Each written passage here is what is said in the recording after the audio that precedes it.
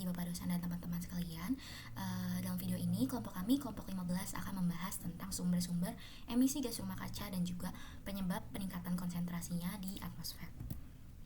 Sebelumnya izinkan kami memperkenalkan diri terlebih dahulu, di mana kelompok kami beranggotakan Indira Aurin dengan NIM 153240033, Debia Kasela dengan NIM 153240037, Ninda Siti Abia dengan NIM 153244041, Sita Kakang Daniel dengan NIM 1532443, kemudian saya sendiri Aulia Aprila dengan NIM 153244045. Jadi latar belakang kelompok kami memilih topik ini yaitu karena peningkatan emisi gas rumah kaca merupakan faktor utama yang mendorong terjadinya perubahan iklim. Dampaknya sudah semakin terasa, seperti peningkatan suhu global, intensitas cuaca ekstrimnya semakin sering, serta kenaikan permukaan air laut. Nah, sebelum masuk ke sumber-sumber emisinya, kita juga harus paham apa itu efek rumah kaca. Efek rumah kaca merupakan proses alami di mana gas-gas tertentu di atmosfer seperti karbon dioksida, metana, dan uap air berfungsi menahan sebagian panas matahari agar tidak langsung kembali ke luar angkasa. Proses ini dimulai ketika radiasi matahari masuk ke bumi, sekitar 30% akan dipantulkan kembali oleh awan, atmosfer, dan juga permukaan reflektif seperti es maupun salju. Kemudian sekitar 19% sampai 20% akan terperangkap di atmosfer dan sekitar 50 sampai 51% akan diserap kembali oleh permukaan bumi, yaitu melalui tanah, laut, dan juga vegetasi.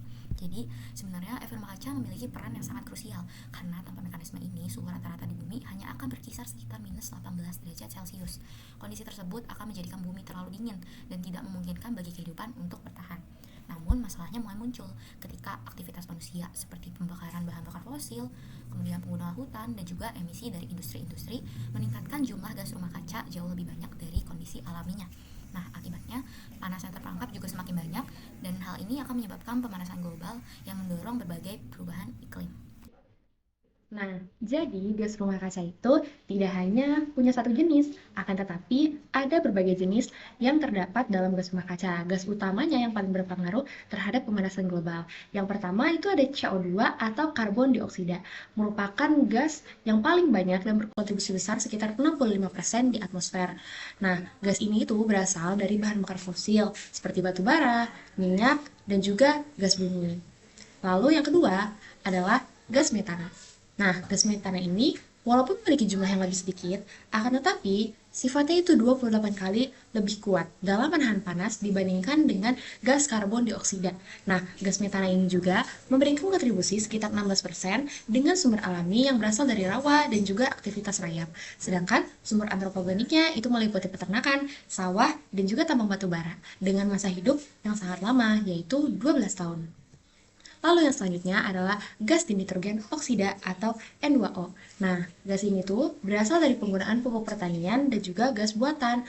Nah, gas N2O ini memiliki kontribusi sebesar 6% dengan sumber alami dari siklus nitrogen dan sumber antropogenik seperti penggunaan pupuk serta limbah dengan masa hidup yang mencapai 120 tahun. Lalu yang terakhir adalah gas-gas seperti HFCS, PFCS, dan SF6 yang berkontribusi kurang dari 2%. Nah, umumnya gas ini tuh berasal dari aktivitas manusia seperti penggunaan AC, kulkas, ataupun industri-industri elektronik lainnya. Nah, walaupun memiliki kontribusi yang kecil, gas-gas ini memiliki masa hidup yang sangat panjang di atmosfer, bahkan dapat mencapai lebih dari 1000 tahun. Nah, supaya lebih jelas tentang dari mana aja sumber-sumber emisi itu berasal, aku lanjutin ke taman berikutnya. Nah, untuk selanjutnya adalah sumber emisi antropogenik. Apa itu sumber emisi antropogenik itu sendiri? Seperti yang kita ketahui, antropogenik adalah manusia. Jadi sumber emisi antropogenik adalah sumber emisi yang dihasilkan dari aktivitas manusia itu sendiri. Ada beberapa aktivitas atau bahkan kategori aktivitas dari manusia yang dapat menyumbang atau menjadi sumber emisi dari gas rumah kaca itu sendiri. Untuk ini kami membagi jadi 4 sumber. Yang pertama adalah sektor energi. Sektor energi ini menyumbangnya sangat besar, bukan cukup besar tapi paling besar di antara yang lainnya, yaitu sekitar 70% dari emisi global. Karena seperti kita tahu, energi itu sangat kita butuhkan dan untuk sekarang ini energi masih banyak digunakan dari energi berbahan bakar fosil. Jadi memang penyumbangannya sangat besar. Apa aja sih selain energi berbahan fosil juga sumbangannya? Ada lagi seperti transportasi, mungkin juga seperti impor ekspor yang menggunakan kapal itu juga menghasilkan emisi antropogenik gas rumah kaca. Dan juga ada industri yang akan dijelaskan di poin selanjutnya. Nah, selanjutnya nih, yang kedua adalah pertanian. Walaupun pertanian mungkin adalah sumber pangan ataupun tulang punggung dari pangan di dunia ini, tapi mereka juga bisa menghasilkan gas rumah kaca. Contohnya dari peternakan sapi itu bisa menghasilkan metana dari kotoran sapinya itu sendiri, dan metana ini adalah salah satu zat rumah kaca yang ada di dunia. Lalu selanjutnya juga ada N2O atau pupuk kimia yang digunakan untuk pertanian. Pupuk kimia yang digunakan untuk pertanian ini dapat menghasilkan emisi gas rumah kaca. Lalu selanjutnya yang ketiga adalah dari industri. Dari industri ini akan menghasilkan emisi CO2. Apa aja contoh industri yang dapat menghasilkan emisi CO2? Ada banyak, tapi salah satunya adalah produksi semen, baja, dan juga kimia. Industri ini melepaskan CO2 dalam jumlah yang besar. Lalu selanjutnya adalah sampah dan limbah. Apa aja contoh sampah dan limbah? Apa aja contoh gas rumah kaca yang dihasilkan dari sampah dan limbah? Salah satunya adalah metana yang dapat dihasilkan dari pembusukan bahan organik yang ada di sampah ini. Dan untuk selanjutnya adalah penjelasan mengenai tren dan juga grafik dari gas rumah kaca yang dihasilkan. Selanjutnya, saya akan menjelaskan tentang tren peningkatan konsentrasi dan data global. Kalau kita lihat dari datanya, peningkatan gas rumah kaca ini bukan lagi sekedar teori. Ini adalah fakta nyata yang bisa kita ukur dan saksikan dari tahun ke tahun. Di Mauna Loa Observatory mencatat bahwa kadar karbon dioksida di era praindustri sekitar 280 ppm, namun di tahun 2025 kini sudah meningkat hingga 420 ppm. Angka ini merupakan angka tertinggi dari 3 juta tahun terakhir. Angka ini bukan hanya sekedar grafik yang menanjak, tapi ini merupakan simbol bahwa bumi sedang menyimpan panas yang sangat luar biasa. Selain dari karbon dioksida, ada juga gas metana yang naik 3 kali lipat setelah era pra-industri, dari 700 menjadi hampir 1.900 ppb. Hal ini disebabkan karena aktivitas manusia, seperti peternakan, pertanian, dan pembusukan limbah. Molekul gas metana ini memerangkap hampir dari 25 kali lebih kuat daripada CO2. Selain itu, ada juga nitrogen oksida, gas yang sering terlupakan. Gas ini juga naik dari 270 hingga 335 ppb. Walaupun konsentrasinya kecil, tapi gas ini punya efek pemanasan 300 kali lebih kuat dibanding CO2 per molekulnya. Kebanyakan hal ini berasal dari penggunaan pupuk pertanian dan juga industri dari kimia. Semua gas ini bekerja sama memperkuat efek rumah kaca dan memperlambat pelepasan panas dari bumi. Akibatnya, suhu di muka bumi naik hingga 1,2 derajat dibandingkan era praindustri. Peningkatan sekecil ini saja sudah mengubah pola iklim global, seperti gelombang panasnya semakin ekstrim, kekeringan yang makin panjang, badai tropis, hingga es kutub yang mencair.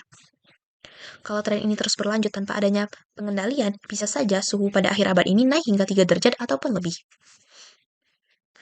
Dan pada saat itu, ekosistem mungkin belum sempat untuk beradaptasi dengan suhu tersebut. Untuk itu, diperlukan langkah-langkah mitigasi untuk emisi rumah kaca ini, yang akan dijelaskan oleh teman saya. Baik, setelah sudah dijelaskan isu tentang perubahan iklim, terus kemudian adanya gas-gas penyebab efek rumah kaca, terus kemudian adanya sumber-sumber dari gas tersebut, dan tren tentang konsentrasi gas tersebut. Sekarang saya akan menjelaskan tentang upaya pengurangan emisi gas itu sendiri. Jadi ada dua upaya yang akan saya jelaskan. Yang pertama adalah mitigasi. Jadi mitigasi itu adalah segala upaya atau tindakan untuk mengurangi sumber penyebab perubahan iklim itu sendiri.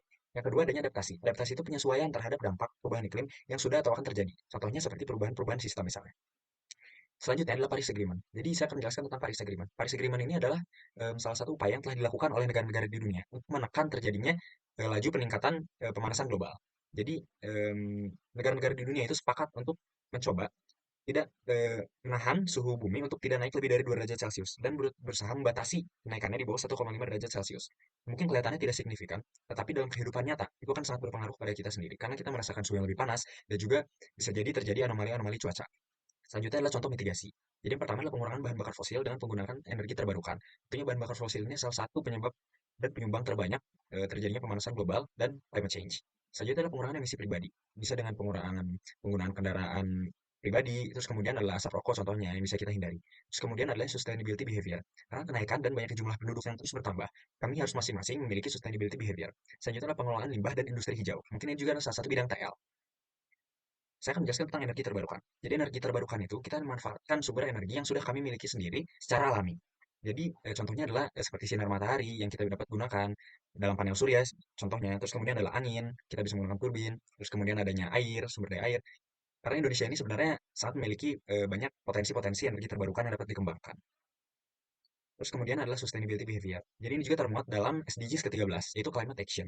Jadi kita harus memiliki sustainability behavior masing-masing supaya kita dapat mencegah terjadinya perubahan iklim dari diri kita masing-masing. Karena banyak jumlah penduduk tentunya, ini juga salah satu hal yang harus diutamakan. Salah satu contohnya adalah zero waste.